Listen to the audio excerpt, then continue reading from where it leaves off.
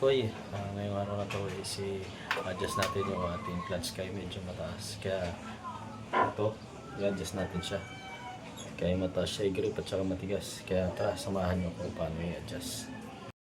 So ito yung motor natin mga pare Koy. Ito yung mataas yung ating clutch. Natin yung naman kung gaano kataas yung ating clutch. Ayan o. Ayan, medyo mataas siya. Yan, sa ganyan. Medyo mahirap mag-clutch dito kaya medyo mataas siya. Kaya ngayon papababaan natin yung ating clutch para hindi tayo mahirapan mag-pick. Dito tayo mag-adjust. Excuse. Dito, pwede naman tayo mag-adjust dito. Pwede rin doon sa taas. Dito. Pwede siya dito. Ayan. Ito. Dito, tatanggalin lang natin ito. Pwede tayo dyan mag-adjust. Pwede rin naman dito. So, subukan muna natin dito mag-adjust. Kaya tara. Tanggalan natin to. Tanggalin natin to. Ito. Saka ito. Luwagan natin to.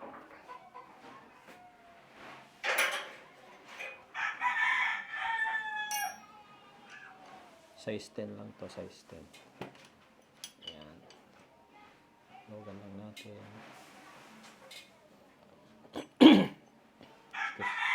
Tapos, ito, sikipan naman natin. Ikutin lang natin yan. Yan. Ikutin natin pasikip.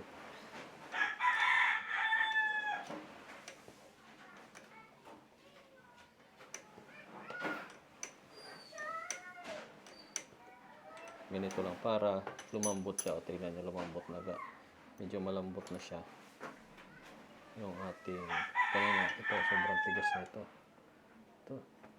Yung wire itong tigas yan kanina, yung lumambot na. Tapos pagkatingin mo okay na, pwede mo na to dito higpitan. Ito, bali ito yung pinakalock niya para hindi ito umikot. Tingnan natin kung may pagpabago na. Okay, tingnan niya. Medyo na bumaba na siya. Tingnan mo, may space na siya. Ayan, medyo malambot na. Ayan. Pwede pa natin higpitan yun dito. Higpitan pa natin.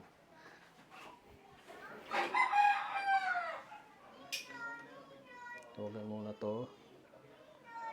Okay, tapos ikutin to.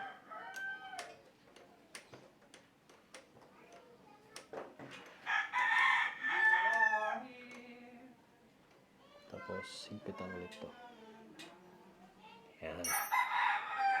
Tingnan natin. Okay, yan, malambot na. Kaya kanina na sobrang tigas. Ngayon, medyo malambot na siya. Ganun lang magpababa ng ating clutch. Para kanina, mas komportable na ako yung mag-clutch.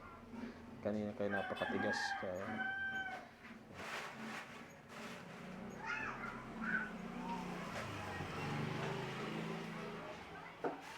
yun lang mga pare Koy.